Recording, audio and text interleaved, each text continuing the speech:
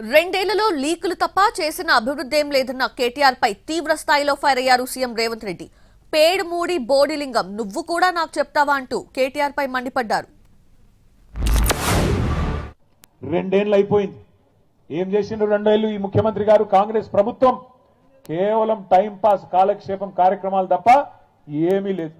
రోజుకొక్క leak ఇస్తారు. ఈ case ఆ కేసు ఆ కేసు ఈ కేసు, రెండేళ్లుగా కేసుల చుట్టూనే నడుపుతున్నాడు ప్రభుత్వాన్ని తప్ప ప్రజలకు పనికొచ్చే ఒక్క కార్యక్రమం కూడా లేదు. పోనీ ఆ కేసులన్నా ధైర్యంగా పెడతాడా మొగోడిలాగా అంటే అది కూడా శాత కాదు.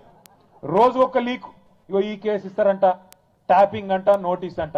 రారాదు కెమెరా ముంగటికి ముఖ్యమంత్రి దమ్ముంటే మొగాడి అయితే రా, వచ్చి చెప్పు ఈ కేసులో కేసు పెడుతున్నా అని చెప్పు. రోజు చూడండి శిఖండి రాజకీయాలు తప్ప మగాడిలాగా మగతనంత రాజకీయాలు చేసే దమ్ము మాత్రం లేదు. రా ముందుకు రా, కెమెరాల ముంగటికి రా. చిట్ చాట్ల వెనకాల దాక్కునుడు ఎందుకు?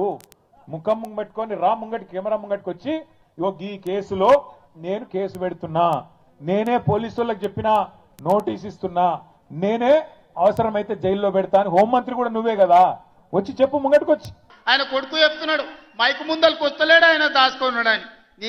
నీ ముఖం ఎప్పుడైనా చూసుకున్నావు అర్థంలా? పేడమూతి బోడిలింగం నువ్వు కూడా నా గురించి మాట్లాడతావా? నీవెంత, నీ స్థాయి ఎంత? అయ్య పేరు చెప్పి బతకటోనివి నువ్వు. ఆంధ్రలో గుంటూరులో గుడివారిలో చదువుకున్న నువ్వు, నీకేం తెలుసు తెలంగాణ గురించి, మా పౌరుషం గురించి? నువ్వు కాదు, మొత్తం నీ జాతినంతా తెచ్చుకో. ఎట్లా తెచ్చుకుంటావు, ఏటికి రావాలనో చెప్పు. మా ఊరు అన్నారా, మేమన్నా మీ ఊరికి వస్తాం. ఎవడు భయపడుతుండో సంగతి తేలుస్తా. వెనకటికోసారి చెప్పిన గిట్లనే గజ్వేల్కి వచ్చి చూడు అని చెప్పిన, గజ్వేల్కి వస్తా బిడ్డ, నీ నెత్తి మీద కాలు పెట్టి తొక్కుతా అని.